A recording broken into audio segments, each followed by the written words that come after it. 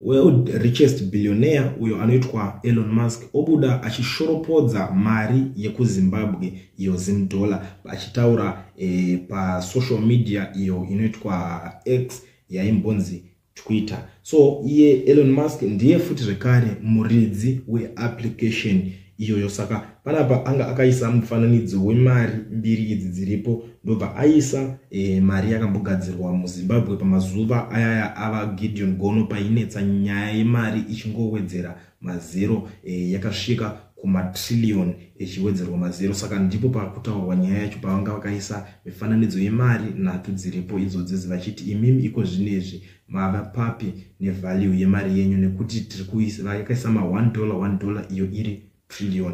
Ndo nyaya yanga iripo, nyaya yakonzeresa mutauro pa social media. Vanhu vakawanda vakatanga kuda kukomendawo, vamwe vachiti aiwa musadaro ka blaz, vamwe vachiti pabhaizika ipapo, vamwe vachibatwa nesetswa, vamwe vachiti you are so obsessed with Zim than your country, vamwe vakati shame man. Asi vamwewo vari kuratidza kuwirirana nezvekutaurwa naElon Musk. Asi chendaona chinonyanyisa kuitika ndechekuti vazhinji vanotya kuti vataure zvakaipa kana kuti vatya kuti vapindure zvakaipa kune murume uyu, nekuti semuridzi weapplication hauzozive zvinoitika. Vamwe vanenge vakutya kuti pamwe zvichida vanogona kubva vabhanwa paapplication iroro vakada kutaura zvinhu zvisirizvo, kusazivawo kuti chii changa chinyatsoitika ipapapa. Asi ndo nyaya hombe iri kuitika ipapa yekuti murume uyu ari kushoropodza achibvunza nezvemari yakambogadzirwa muZimbabwe achitiko zvinezvi mavapapi.